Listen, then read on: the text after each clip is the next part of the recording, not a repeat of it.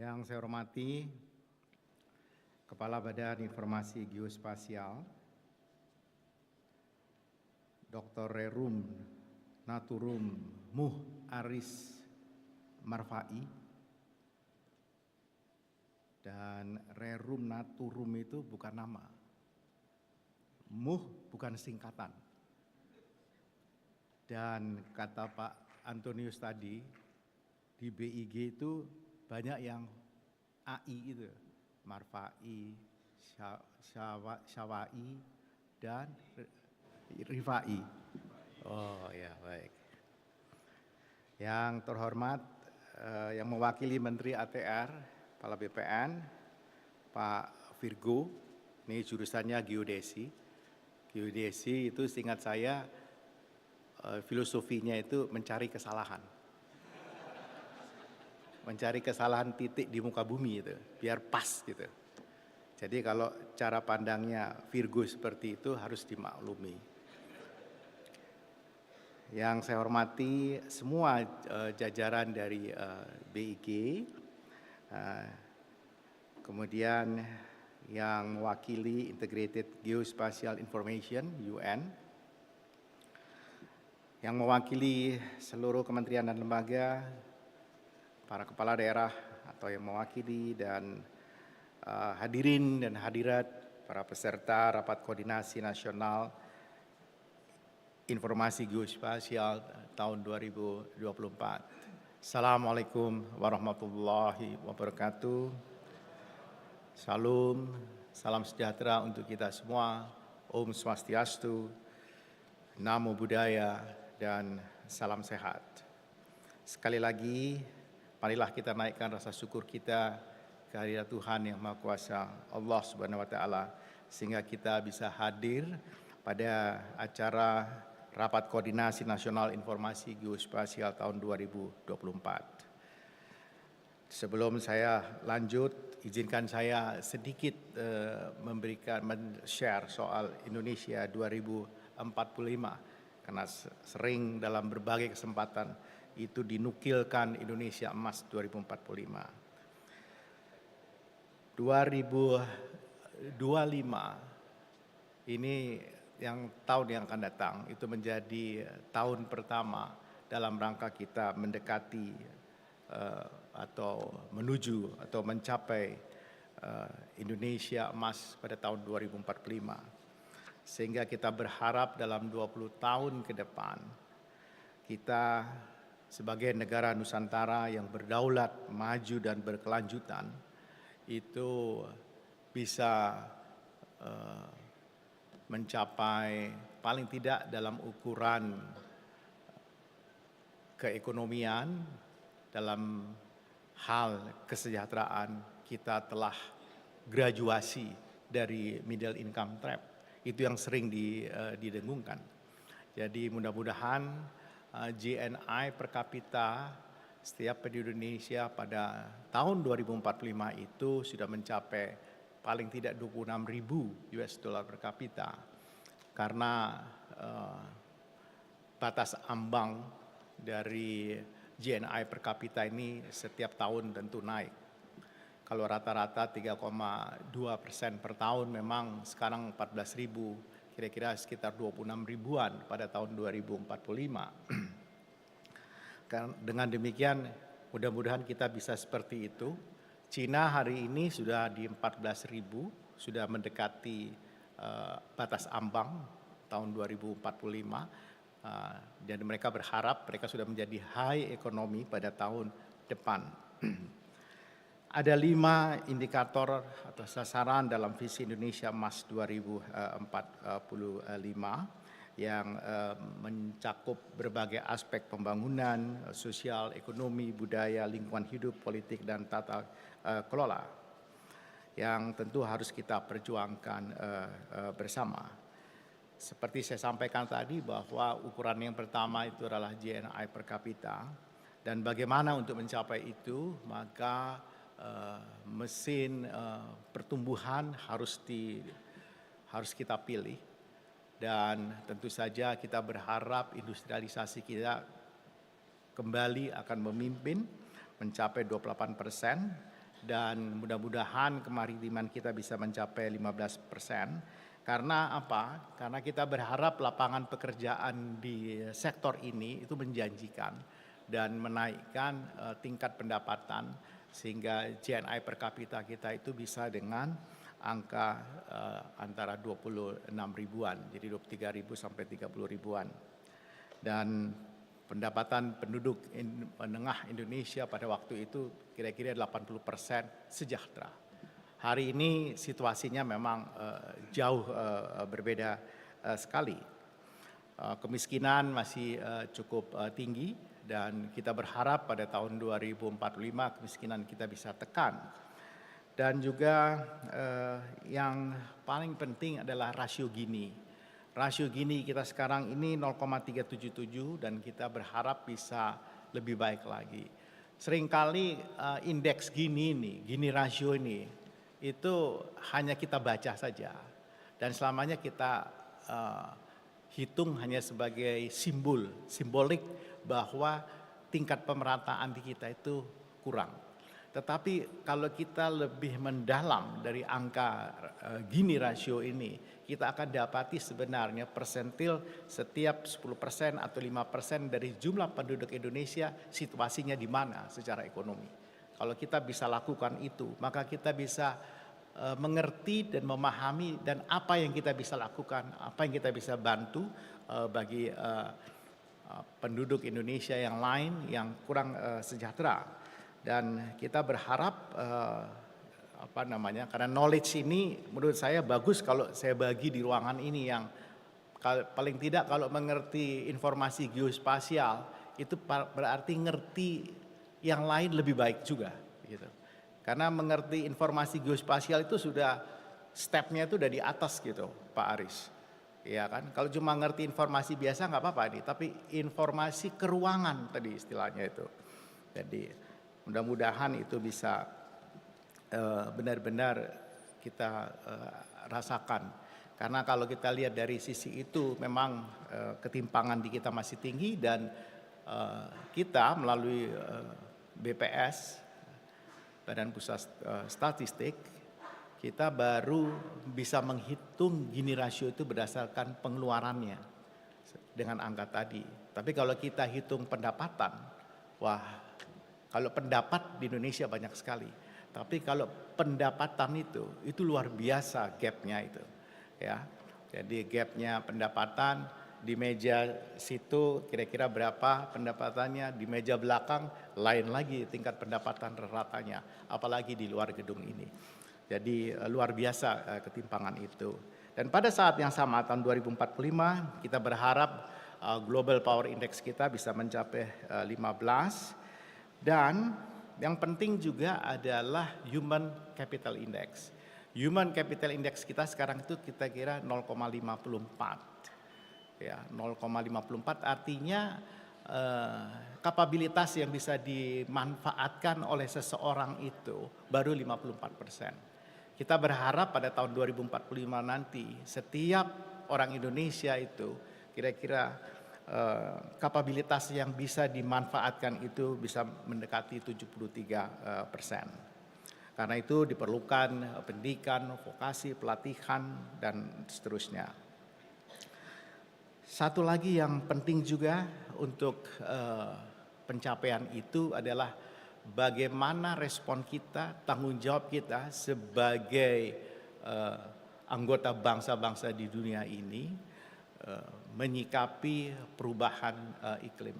Kita menghadapi triple planetary crisis, cuaca yang luar biasa, kemudian polusi dan biodiversity kita yang sudah mulai berkurang. Kita berharap kita melalui nationally determined contribution kita bisa mencapai gas rumah kaca itu pada tahun 2045 93,5% atau paling tidak mendekati itu karena kita juga punya cita-cita menjadi salah satu negara net zero emission pada tahun 2060. Kalau bisa lebih cepat lebih bagus. Karena kita lihat banyak negara yang pada tahun 2030 sudah mencanangkan 46%, misalnya Jepang. Inggris mencanangkan 68% pada 5 tahun yang akan datang. Selandia Baru pada 5 tahun yang akan datang itu 50%, dan seterusnya. Dan hari ini kalau kita nikmati matahari itu akan berbeda sekali dibanding 10 atau 20 tahun yang lalu. Tingkat bumi makin panas ini luar biasa. Zaman saya muda dan sekarang juga masih muda, itu ada film namanya Bumi Makin Panas. Bintang filmnya adalah Susana. Tetapi ceritanya lain, Bumi Makin Panas. Kalau sekarang memang bumi makin panas, dan diperkirakan kalau benar-benar terjadi kenaikan suhu 1,5 sampai 2 derajat, maka terjadi penurunan pertumbuhan ekonomi di dunia itu kira-kira 4,2%. Kalau itu interval 1,5 sampai 2, tapi kalau tercapainya itu 2%, maka rata dunia itu dropnya 11%. Dan Asia sendiri bisa turun 17%. Kenapa Asia dan Afrika? Karena jumlah penduduk akan memadat di sana. Pada tahun 2045 kita tidak lagi menjadi negara nomor 4 dari skala jumlah penduduk, karena pada tahun 2045 kita akan menjadi negara ke-6. Negara keempatnya itu akan Nigeria, dan negara kelimanya adalah Pakistan. Sebagaimana Cina sudah disusul oleh India, sekarang menjadi negara dengan tingkat jumlah penduduk yang tertinggi. Karena itu untuk mewujudkan Indonesia Emas mengundang semua kebolehan kita semua agar benar-benar kita bisa lakukan, dan tentu kita lakukan secara bertahap, tidak langsung begitu terbang, dan tahapannya adalah secara pelan-pelan, mulai dari fondasinya, kemudian akselerasi, dan seterusnya. Untuk mewujudkan Indonesia Emas itulah kita hadir pada hari ini untuk bicara mengenai isu keuangan tadi itu. Diperlukan dukungan penyediaan data yang bermutu dan terpadu gitu. Dengan penyediaan data dan informasi spasial yang sangat penting ya, dan memberikan informasi yang benar, itu saya kira penting sekali. Karena sekarang kita bisa mengatakan si A tinggal di mana, pada koordinat mana, di titik mana, dan dengan mudah kita bisa peroleh. Dan yang paling penting menurut saya, ini cerita dari anak saya nggak bilang sekolahnya di mana, tetapi bagaimana dia sekolah, kemudian dikasih tugas hanya dengan melihat tong sampah. Ini sekolah sarjana ini, tinggal tong sampah. Dari sampah itu, maka dia bisa diminta untuk mengetahui mengenai situasi ekonomi lingkungan yang dia selidiki, yang dia lakukan riset kecil-kecilan itu, yang ditugasi oleh sekolahnya. Dan dengan sampah itu dia juga bisa tahu karakter si masyarakat setempat itu terhadap sampah, bagaimana sikap mereka, dan bisa tahu juga bagaimana produksi limbahnya dan seterusnya, dan tingkat keekonomian dan seterusnya. Dan yang dia belajar itu mulai dari GIS itu. Dengan GIS itu dia bisa tahu tong sampahnya ada di mana. Itu luar biasa ini. Saya bilang, ini bagus sekali sekolah kamu ini ngajarin seperti ini. Iya Papa, pasti bagus sekolahnya. Lebih bagus dari sekolah ITB-nya Papa, begitu. Jadi Pak Virgo, ITB kita masih kalah katanya sama dia. Ya kan? Jadi itu manfaat dari soal keuangan ini. Dan berulang kali Presiden kita Pak Jokowi terkait perencanaan ini, utamanya perencanaan dalam rangka transformasi digital, mengatakan bahwa diperlukan percepatan perluasan akses dan peningkatan infrastruktur digital, penyusunan roadmap transformasi digital di semua sektor strategis, percepatan integrasi pusat data nasional, mempersiapkan kebutuhan sumber daya manusia talenta digital, serta mempersiapkan dengan segera seluruh regulasi yang diperlukan, tentu dukungan pendanaan, pembiayaan untuk membiayai transformasi digital itu. Dan sekali lagi saya juga ingin menekankan betapa pentingnya data dalam setiap perencanaan di sektor apapun. Data yang precisely itu sangat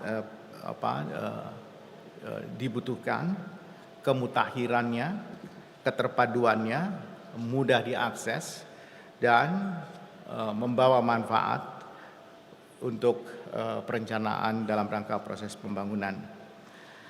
Data yang terbagi atas data keuangan negara, statistik, dan geospasial ini harus diintegrasikan untuk menghasilkan suatu informasi yang baru, yang lebih menyeluruh, dan integrasi ini akan saling melengkapi dan menguatkan untuk pengambilan keputusan dan penentuan kebijakan. Dengan menampilkan data dalam bentuk peta bersamaan dengan data geospasialnya akan memberikan makna serta nilai yang jauh lebih tinggi dibandingkan tampilan bentuk diagram atau tabel. Terutama kita untuk mengetahui persis kelompok penerima manfaat dari belanja sosial. Saya sebentar lagi akan meluncur ke Kementerian Keuangan untuk buka acara mengenai Reksosek, registrasi sosial ekonomi. Jadi hari ini hari data banget gitu. Jadi karena Reksosek kalau dengan BIG itu di overlay, ya, kemudian awal di atasnya itu kita tahu Gini ratio, lalu maka kita bisa lihat by name, by address, dan wilayah itu seperti apa. Dan apakah mereka itu eligible atau tidak eligible memperoleh bantuan dalam bentuk belanja sosial dari APBN. Sehingga eksklusif dan inklusif error itu, exclusion dan inclusion error itu bisa kita hindari. Sekali lagi, perbaikan kualitas data termasuk geospasial adalah hal yang mutlak kita lakukan. Dan Satu Data Indonesia menjadi pedoman dalam penyediaan data yang bermutu, dan pemerintah tentu sebagai penyedia dan sekaligus juga pengguna data akan menerapkan prinsip-prinsip satu standar, satu metadata yang baku dan dapat dilakukan interoperability, satu kode referensi. Kenapa? Agar dapat dilaksanakan, dikerjakan bersama dan menghasilkan kualitas yang terjamin dan dapat dibagi pakaikan antar instansi pemerintah baik di pusat maupun di daerah. Karena beberapa waktu yang lalu seperti kita ketahui Presiden baru saja meluncurkan GovTech, dan itu tentu akan disusul dengan benar-benar setiap penduduk Indonesia bisa mengakses pelayanan publik melalui gadgetnya masing-masing. Kebijakan satu peta merupakan bagian dari Satu Data Indonesia yang saat ini mengatur data geospasial yang sifatnya tematik. Tadi juga disebutkan informasi geospasial dasar. Jadi ada IGD, ada IGT. Kami mengharapkan bahwa setiap jenis data baik geospasial, statistik, dan keuangan melalui proses yang saya sebutkan tadi akan selaras dan mengikuti kebijakan satu peta dan terkompilasi dan terintegrasi, tersinkronisasi sedemikian rupa. Saya menyambut baik sekali acara Rakornas Informasi Geospasial tahun 2024 ini yang telah diawali dengan berbagai rangkaian yang telah disampaikan oleh Pak Muh Haris Marfai. Ya. Karena kadang-kadang saya sebut Maftus, berapa kali saya salah. Maaf Pak Haris. Dan saya pikir Muh itu Muhammad, ternyata Muh, stop di situ. Dan sekali lagi, dan mudah-mudahan hasil dari pertemuan ini membawa manfaat bagi kita semua. Rakornas ini mampu menjaring informasi dan isu secara tajam terkait ketersediaan data, perencanaan data, standar data, sumber daya yang dibutuhkan, dan forum ini menjadi forum penguatan data dan teknologi geospasial secara nasional bersama daerah. Demikian dari saya. Wallahu muwaffiq ila aqwamit thoriq. Assalamualaikum warahmatullahi wabarakatuh. Om Santi Santi Santi Om.